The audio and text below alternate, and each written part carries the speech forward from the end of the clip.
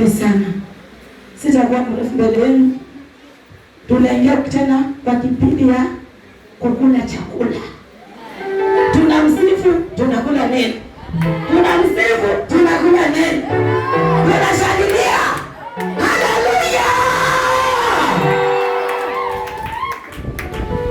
Ile shamba na migelegele yetu unatoa kusiona yanayotaishia hapa. Utayapokea huko. Utajiona vile kwa Yerusalemu unacheza. Ulikuwa Yerusalemu unashangilia. Ulikuwa unatoa wapi? Ulikuwa unaruka wapi? Ulikuwa unashangilia wapi? Neno ulikuwa unasikia wapi?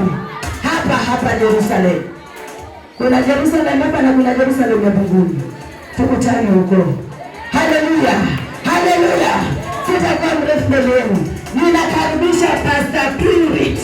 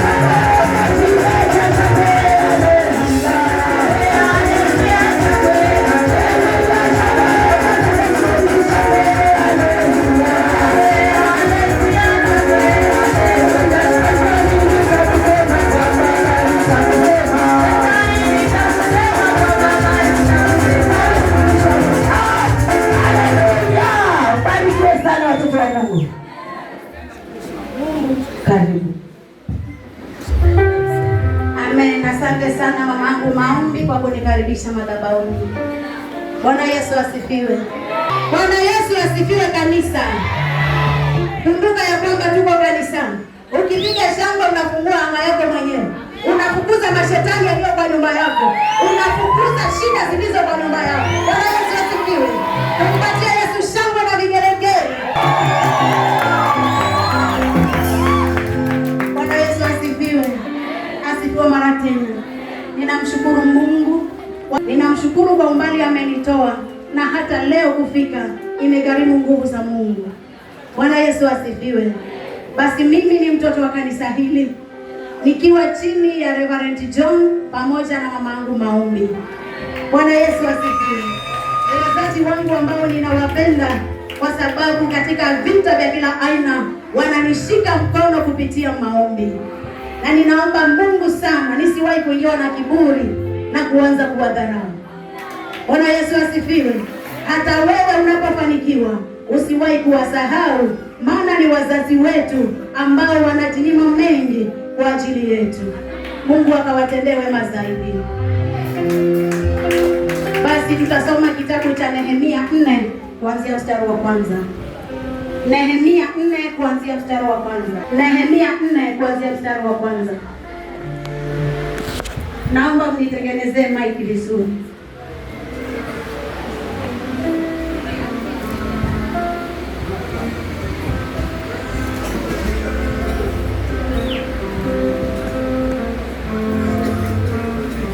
Amen. Tuamini na tuombe. Asante Mungu Baba, Mungu Mwana, Mungu Roho Mtakatifu. Baba, katika jina la Yesu Kristo mwana wa Mungu ishiye na kutawala mioyo ya wanadamu, ninakupa heshima na utukufu kwa sababu zote ni zako.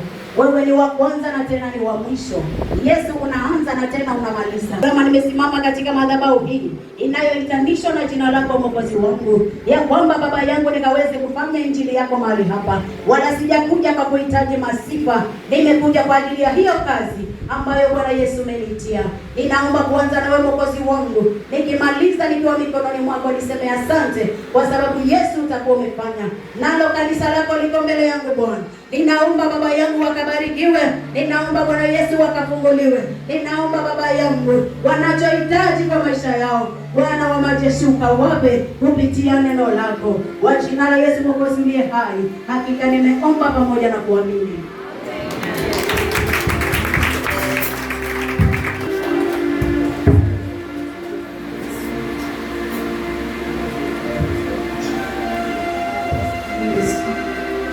Amen. Kitabu cha Nehemia 4 kuanzia mstari wa kwanza inasema, lakini ikawa Sanbalati aliposikia ya kwamba tulikuwa tukijenga ukuta, akaghadhabika, akaingiwa na uchungu sana, akawadhihaki Wayahudi. Amen. Bwana Yesu asifiwe. Huyo alikuwa ni mtumishi wa Mungu Nehemia, ambaye aliungana na wenzake, kama vile sisi nasi tuna mtumishi wa Mungu ambaye ni Reverend John, kwa ajili ya kuendeleza injili ya Mungu. Lakini ujue ya kwamba katika kuendeleza hiyo injili kunao watu wanakudharau mahali pale, ni kwa sababu ya kujitolea kwako na kusema ya kwamba niko tayari kwa ajili ya kufanya hiyo injili. Bwana Yesu asifiwe. Inasema ya kwamba watu hawa walipoamua kumtengea Mungu ukuta, Sanbalati alikasirika sana. Bwana Yesu asifiwe. Sanbalati ni adui ambaye anafuatilia maisha yako. Sanbalati ni mtu ambaye hakutakii mema wewe mteule wa Mungu. Bwana Yesu asifiwe. Endelea msomaji. Akanena mbele ya nduguze na mbele ya jeshi la Samaria akisema, Wayahudi hawa wanyonge wanafanyaje? Je, watajifanyizia goma? Watatoa dhabihu au watamaliza katika siku moja? Je, watayafufua mawe katika chungu hiki cha kifusi, naye akateketezwa kwa moto? Bwana Yesu asifiwe. Ili kwamba mahali pale wakaweze kuvunjika moyo na kuona ya kwamba ni kweli mimi nimeanza kazi hii, lakini nimeonekana ni mnyonge. Kama vile tuliweka mikakati tukasema ya kwamba tutafanya harambee mwezi wa 8. Huenda kuna adui aliinuka na kuanza kuuliza, wengine wamepledge, mambo haya watayafanya vipi? Bwana Yesu asifiwe. Watu hawa wamepledge. Naona kuna viongozi wamesema tutafanya hivi. Naona wamama wameungana wakasema ya kwamba tutatoa kiwango fulani. Lakini je, adui anakuuliza utaweza? Bwana Yesu asifiwe. Shetani anaposhindwa na kukuua mpendwa, anakuletea shida na anakufanya ya kwamba ukaizoee ile shida. Bwana Yesu asifiwe. Wakati watu wameungana kufanya hiyo kazi, usikubali kuachwa nyuma na kuanza kusema mimi ni mnyonge. Bwana Yesu asifiwe. Ikiwa unamwomba Mungu na anakupa uwezo wa kukula, anakupa uwezo wa kuvaa mavazi, ambao wako tayari kufanya hiyo kazi ya Mungu. Bwana Yesu asifiwe.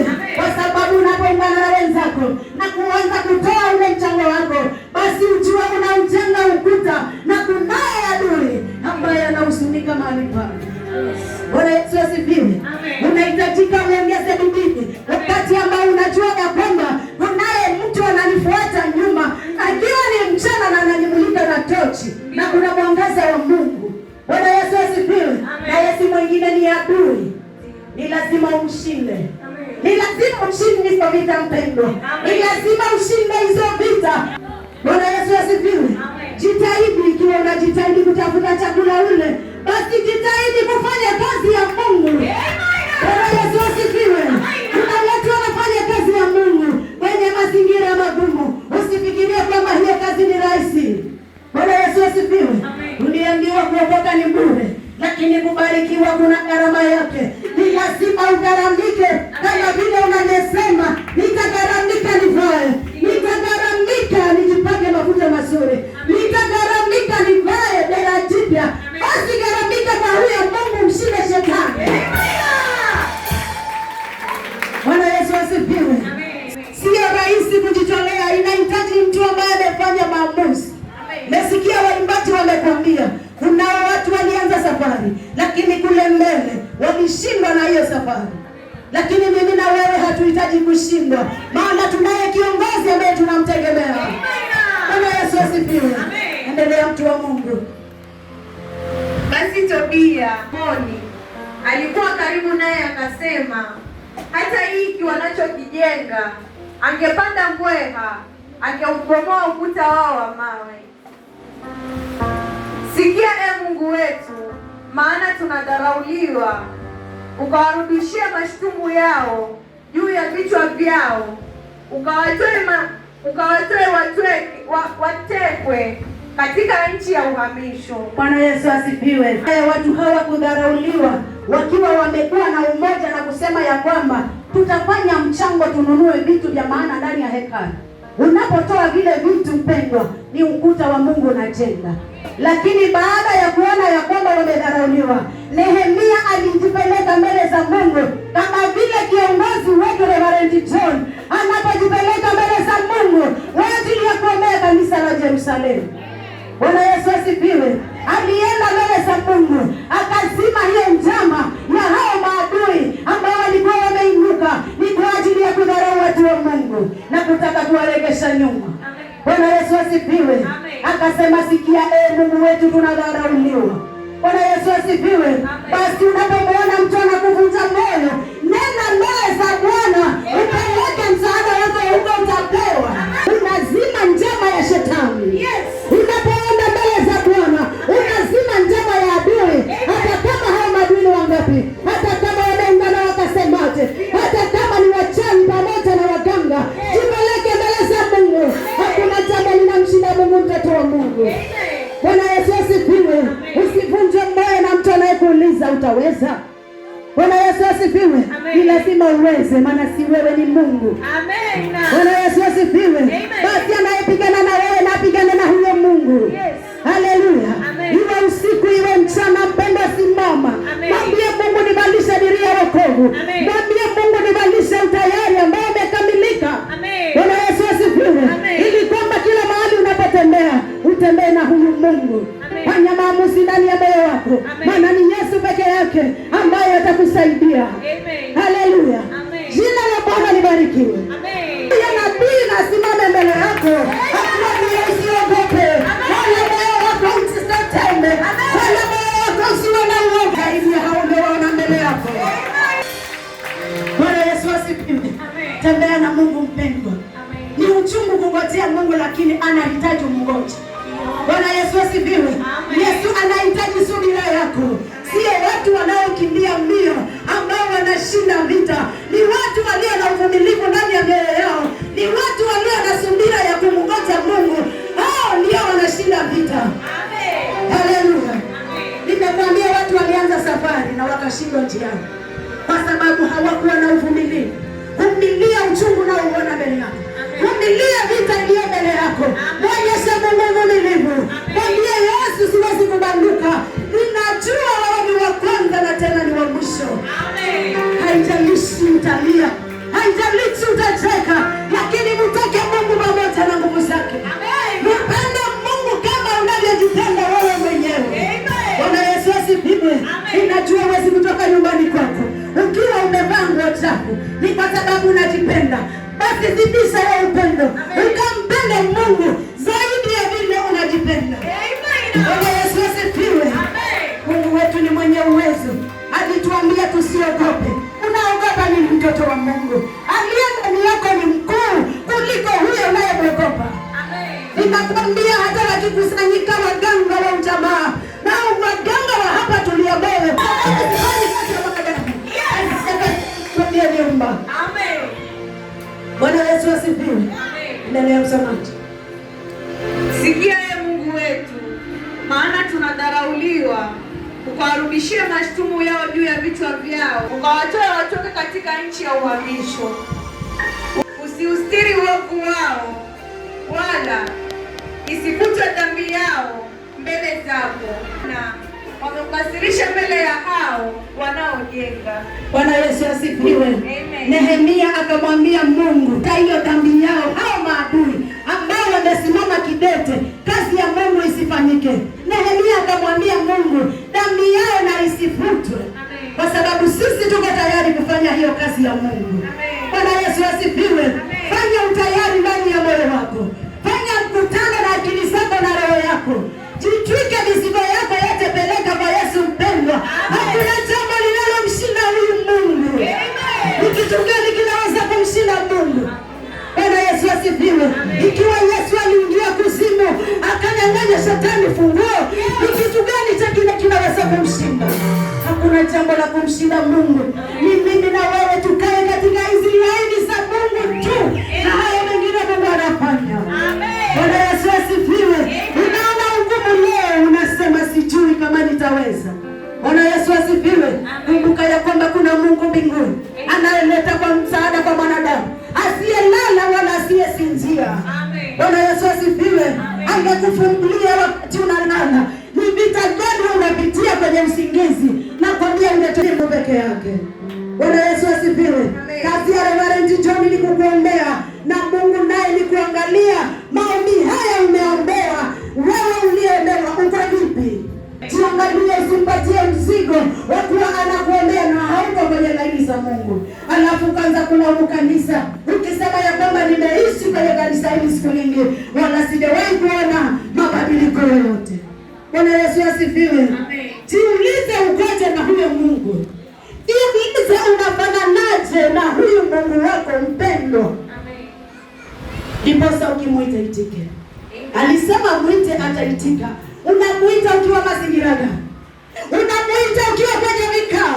Unamuita Yesu kwa kumudhihaki? Muite Yesu maadamu anapatikana mtoto wa Mungu. Mtake Mungu pamoja na nguvu zake. Hakuna jambo linamshinda huyu Mungu. Endelea msomaji. Basi tukaujenga ukuta, nao ukuta wote ukaunganishwa kiasi cha nusu ya kimo chake, maana watu walikuwa na moyo wa kufanya kazi. Lakini ikawa Sanbalati na Tobia na Waarabu na Waamoni na Waashdodi waliposikia ya kuwa kazi ya kuzitengeneza kuta za Yerusalemu inaendelea na ya kuwa mahali palipobomoka panaanza kuzibwa, basi wakaghadhabika mno.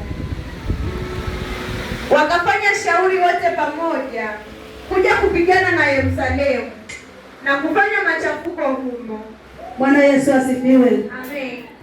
Wakati hawa watu walivunjwa moyo kwa wakaambiwa hawawezi hata kutoa sadaka, si kwamba walirudi nyuma, waliendelea, kwa maana tayari walikuwa na taratibu zao ya kwamba tutamjengea Mungu huu ukuta. Yakasema tendeni tukafanye machafuko kwa viongozi. Bwana Yesu asifiwe. Sio kwamba walitoka kwao wakaleta vita. Wanaleta vita za uchawi, wanaleta vita za urogi, wanakusanyana, wanauliza tufanye nini ili watu hawa wasiendelee, ijapokuwa wamejenga ukuta, lakini tunataka wachafuliwe, tunataka kuwachafua, tunataka ndani yao kuwe na vita. Bwana Yesu asifiwe. Wakapanga njama, haikuwa ya mtu mmoja. Hauwezi kuangushwa na mtu mmoja mteule wa Mungu. Lazima ni kikosi, ni kikundi cha watu ambao wamekaa wakapanga njama, wakasema tukienda tukiwa watu 100 pamoja na uchawi wetu, kwa hakika na kwa sababu tumeshafika kwa mizimu, tumechinja mbuzi, basi watu hawa ni lazima hiyo kanisa itachafuka, tutakuwa na vita hapo ndani. Bwana Yesu asifiwe. Lakini nataka kukwambia wewe ndiye mteule wa Mungu, tambua nyakati na majira za vita. Haleluya. Tambua huo ulio nao ni wakati gani? Haya ni majira gani? Nimevamiwa na nani? Ni nini yuko mbele yangu? Imesababishwa na nini? Bwana Yesu asifiwe.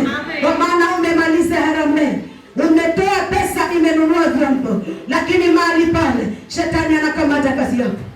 Bwana Yesu asifiwe. Na umechanga, kazi inakamatwa, pesa zinaisha, unabaki kuwa mtu wa mahangaiko, badala ya kutambua ya kwamba ni masaa ya machafuko haya, inahitajika nikatae haya machafuko, nikukuze hizi vita. Kama unapata nafasi ya kwanza kulaumu. Bwana Yesu asifiwe. Kwa nini upate nafasi ya kulaumu wakati unahubiriwa na kufundishwa ujue ya kwamba kuna majira ya vita? Unapoona kumechafuka, jua vita vinainuka mpano. Usijaribu kulala. Simama, Mungu anataka msimamo wako. Simama, sio wakati wa mzaha. Simama, muendae Mungu na hiyo mizigo. Simama, muendae Mungu na haya matatizo. Simama, muendae Mungu na haya machafuko. Bwana Yesu asifiwe. Wanasema saa ya kulaumiana ni masaa ya kujipeleka mbele za Mungu. Sio kwamba ukipelekea mtumishi wa Mungu shida, ukimwambia sasa hivi mimi nimevamiwa na jambo hili, ati unatafuta mahali unakaa. Bwana Yesu asifiwe. Usijaribu kutafuta mahali ukae, jipeleke kwa Mungu. Huku mtumishi wa Mungu akiendelea kuchochea moto, na wewe piga magoti, mwambie Mungu niko katika nyakati za hatari. Mwambie niko katika nyakati za hatari. Bwana Yesu nisaidie. Bwana Yesu asifiwe. Na ndio maana Yeremia akaambiwa watapigana na wewe, kwa maana hakuwa mmoja, ni wengi ambao walijikusanya kupigana na Yeremia. Bwana Yesu asifiwe. Bwana Yesu apewe sifa. Maadui, lakini hakuna hata mmoja ambaye atafaulu. Hata mimi ninakuambia watapigana na wewe, lakini ninakuhakikishia ukiwa ndani ya kanisa hili hakuna atakayefaulu. Waungane wote wapeleke mizimuni kile watapeleka, waende wakapeleke machipaka. Bwana Yesu asifiwe. Waende wakaseme tunahitaji hivi, tunahitaji vile. Akwambia hivyo ni vyao, sio vyangu. Bwana Yesu asifiwe. Siwezi kuingia katika yale yao. Bwana Yesu asifiwe. Usifikirie ni rahisi, inahitajika ujitoe. Bwana Yesu asifiwe. Jitoe, jipeleke kwa Mungu kama wewe. Wacha kuangalia huyu ni nani na yule ni nani. Mizigo ya kwa nyumbani sio ya kwa place. Bwana Yesu asifiwe. Mizigo ya nyumba yako sio ya Emily Maundu. Bwana Yesu asifiwe. Ikiwa Emily Maundu hajui amekuja kufanya nini kanisani, basi wewe unayejua hata kile kitu umeleta kanisani. Bwana Yesu asifiwe. Mtake Mungu na nguvu zake. Hakuna mahali pengine mpendwa tutapata msaada isipokuwa kwa huyo Mungu. Basi ikiwa tunahitaji Mungu atusaidie, ni lazima tukae katika laini ya Mungu. Ni lazima tupende kuvumilia. Ijapokuwa ni uchungu, na kwenye njia unapitia kuna ndovu, kuna simba, kuna chui, kuna nyati, lakini tambua hapo hapo ndio kuna njia yako. Hakuna njia ya mkato ya kwenda mbinguni, ni hapo hapo. Bwana Yesu asifiwe. Wewe umeitwa na umeteuliwa, ndio maana unapatikana kanisani. Sasa kwa ajili ya Mungu kufanya msukumo ndani yako na kukuleta kanisani, hebu jaribu kujiconnect na huyo Mungu. Muulize Mungu, ninaweza kuwa ni wapi labda ambapo nimekosea? Ninaweza kuwa ni wapi Bwana ambaye nimeinukiwa na mapigo, ambaye nimeinukiwa na dhoruba? Kosa langu ni lipi? Na mahali pale anza kutubu. Basi tukumdaimu Mungu, endelea kunyenyekea ili Mungu akaweze kushukisha nguvu. Bwana Yesu asifiwe. Alisema ya kwamba amtegemeaye mwanadamu amelaaniwa, lakini mtegemee Mungu. Iwe usiku iwe mchana, mtegemee Mungu. Fanya mkutano na Mungu. Muulize Mungu, unahitaji nifanyeje ili niwe katika njia inayokupendeza? Kwa maana ni kweli uliniambia nikuite. Ninakuita, lakini bado njia zangu bado hazijanyooka. Huenda ikawa ni wapi ambapo sijapaweka sawa. Bwana Yesu asifiwe. Kwa hakika kabisa Mungu akiona unyenyekevu wako, Mungu akiona roho ya kugondeka ndani yako, hata kama hawa watu ni wangapi ambao wamesimama, hakuna hata mmoja atakuweza. Nimekwambia Yeremia aliambiwa watapigana na wewe, lakini hawatakuweza. Watavingirisha jiwe, jiwe litawarudia. Watachimba shimo, watatumbukia wote ndani ya hiyo shimo. Bwana Yesu asifiwe. Wataweka mitego, kila aina ya mitego, lakini nakuambia ikiwa unamwamini Mungu, ninakwambia hiyo mitego itawanasa wenyewe. Haleluya. Hakuna jambo la kumshinda Mungu. Jifundishe kwa watu ambao tayari wameshinda vita. Wacha kujifundisha kwa mtu ambaye ameshindwa. Aliyeshindwa ana maneno mengi. Bwana Yesu asifiwe. Jifundishe kwa yule mtu anakuongoza. Kila wakati anakupa ushuhuda. Anakuambia kuna majira nilikumbana na madhara haya, nilikumbana na shida ile, lakini uko kanisani leo unasema yeye ni baba yako wa kiroho na huyo mwingine ni baba yako maombi. Bwana Yesu asifiwe. Fundishe kwa hao watu. Pata laini ya hao watu ni wazazi wako. Na kuwaheshimu, acha kuwaheshimu kwa mdomo. Bwana Yesu asifiwe. Mdomoni unazungumza mengine na roho yako imebeba tunguri, unasema naongea tu hapa kwa mdomo, uone na kupenda, lakini sikupendi ngo. Bwana Yesu asifiwe. Sio faida ya wale, ni faida yako. Wale wamepiganiwa vita na Mungu, vita vya kutosha, hata wewe ni shahidi. Bwana Yesu asifiwe. Wakati tulio nao ni wangu mimi na wewe. Tujipeleke kama sisi maisha ambayo mtoto wako kesho na kesho kutwa asipite ndani ya hayo maisha. Amina. Bwana Yesu asifiwe. Amen. Ili utakapokuwa hauko duniani, mtoto ashuhudie kwamba niko hivi kwa sababu ya mzazi wangu. Amen. Niko hivi kwa sababu ya mama yangu. Amen. Niko hivi kwa sababu ya baba. Amen. Bwana Yesu asifiwe. Amen. Lakini iwapo unakaa katika kusita njiani, Elia akawauliza, mtasimama kwenye njia mbili mpaka lini? Chagua njia moja tu. Ikiwa umempenda Mungu, mpende Mungu zaidi na zaidi. Amen. Bwana Yesu asifiwe. Amen. Na ikiwa bado utaamua, bado kuna nafasi mpendwa. Fanya maamuzi uamue. Maana hizi ni nyakati za hatari. Amen. Bwana Yesu asifiwe. Amen. Endelea kidogo. Wakafanya shauri wote pamoja kuja kupigana na Yerusalemu na kufanya machafuko humo. Bali sisi tulimwomba dua Mungu wetu, tena tukaweka walinzi mchana na usiku kwa sababu yao, ili kuwapinga. Bwana Yesu asifiwe. Amen. Hawa waliendelea kumwomba Mungu, tena wakaweka walinzi. Wakati unamwomba Mungu unaweka ulinzi. Itisha nguvu ya Mungu iwe ulinzi wako. Ambapo utakapokutana na kikwazo chochote, kwa sababu umeshamuita Mungu na amekuletea ulinzi, hiyo itakuwa ni kazi ya bure wanaofanya wale. Bwana Yesu asifiwe. Wakaitisha walinzi walinde usiku na mchana. Ina maana ya kwamba tunafaa kuitisha ulinzi wa Mungu mahali popote tunatembea, hata wakati tunalala. Tumuitishe Mungu ulinzi ili tukalindwe usiku na mchana. Amen. Tusilindwe kanisani peke yake, tulindwe hata huko nyumbani, kwa sababu kuna mashetani wengine wanauliza ameenda kanisani na msubiri huku nije nifanye revenge. Ndio maana tunaambiwa tuitishe ulinzi ili tukaweze kulindwa. Atakapokuwa anakungoja huko nje, akitarajia ni wewe, akutane na moto wa Yesu. Amen. Bwana Yesu asifiwe. Akisema nishatega mtego, akikukuta kule, aseme sio wewe, nilikuwa nimewekea mtoto wangu. Bwana Yesu asifiwe. Amen. Kazi rahisi sana ya kumpenda Mungu unapojikana wewe mwenyewe. Wakati Yesu alimwambia yule Simon Mkirene ambebe msalaba, sio kwamba Yesu alikuwa ameshindwa kubeba. Bwana Yesu asifiwe. Wala alipobeba huo msalaba hakutangulia Yesu mbele, alimfuata Yesu kwa nyuma. Amen. Ina maana ya kwamba beba msalaba umwendee Yesu, mfuate. Sio Yesu akufuate, ni wewe umfuate huyo Yesu. Bwana Yesu asifiwe.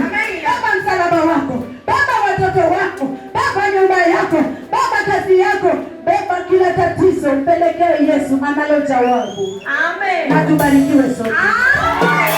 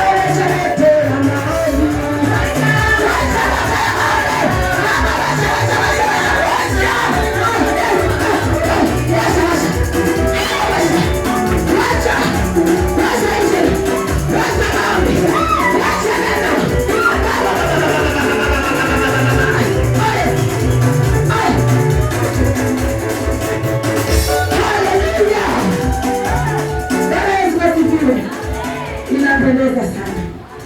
Jamani wanakome, raha sio raha ndani ya Yesu. Raha sio raha. Kwa Yesu kuna raha.